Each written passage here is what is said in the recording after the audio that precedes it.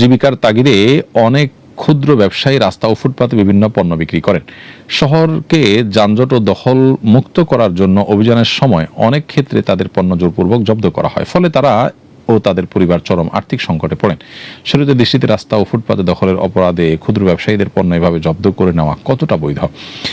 উত্তর হলো যে অনুমোদন ছাড়া আসলে রাস্তাঘাটে এভাবে দখল করে সেখানে ফুটপাতে দোকানপাট করা এটা জায়েজ নয়। নবী করিম সাল্লাল্লাহু আলাইহি ওয়াসাল্লাম বলেছেন, ইয়াকুমুল জুলুস আলা তারিক, তোমাদের কেউ যেন রাস্তায় না বসে। যদি কখনো কারো নিরুপায় হয়ে রাস্তায় বসতে হয়, তারা রাস্তার হক আদায় করতে নবী সাল্লাল্লাহু আলাইহি ওয়াসাল্লাম বলেছেন।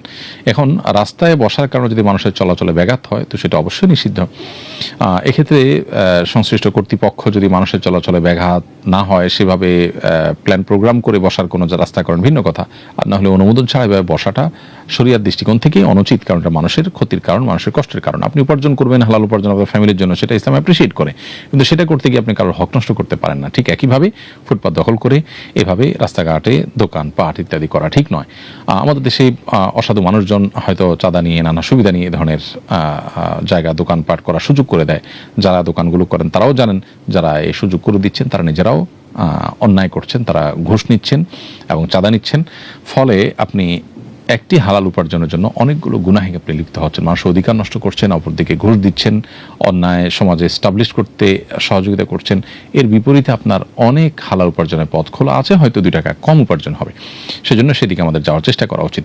এবং এই সমস্ত ক্ষেত্রে যদি অনন্য উপায় হয় যথাযথ কর্তৃপক্ষ আপনার তাদের মালামাল জব্দ করে নেয় তো সেটা মৌলিকভাবে কোনো নিষিদ্ধ বিষয় হবে না, কারণ অন্যায়ের দমনের জন্য, অপরাধ দমনের জন্য কোনো উদ্যোগ নেওয়ার অধিকার তাদের আছে। তবে সেটাকে নিয়ে নষ্ট করে ফেলানো, জ্বালিয়ে ফেলানো বা ওই ব্যক্তির প্রতি জুলুম হয়, আপনার লঘু পাপে গুরুদণ্ড হয়, সেরকম কোনো কিছু যেন না হয় সে চেষ্টা করা উচিত। এবং সেই সাথে কর্তৃপক্ষের উচিত তাদের পুনর্বাসনের জন্য উদ্যোগ নেওয়া। সুন্নাহ ফাউন্ডেশন থেকে এ ধরনের ক্ষুদ্র আয়ের মানুষদেরকে বিভিন্নভাবে প্রতিষ্ঠিত করবার, তাদেরকে স্বাবলম্বী করবার জন্য উদ্যোগ নিচ্ছে।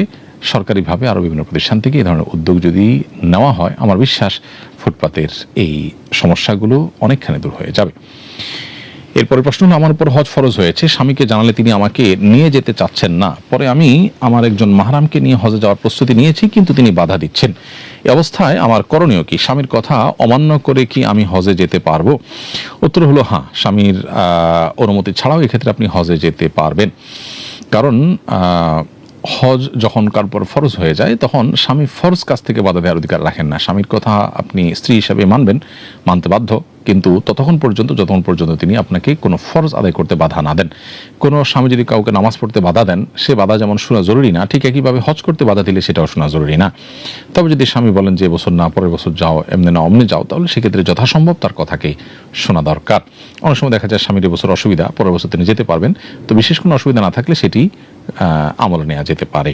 এমনিতে স্বামী যদি আপনাকে অনুমোদন না করেন, না তোমাকে যেতে দিচ্ছি না, বা ঘোরাঘুরি করেন, বা আপনার বছরকে বছর পার করেন এভাবে নানান অজুহাত দিয়ে টালবাহানা করে, তাহলে সেক্ষেত্রে স্বামীর কথা মানতে আপনি বাধ্য নন।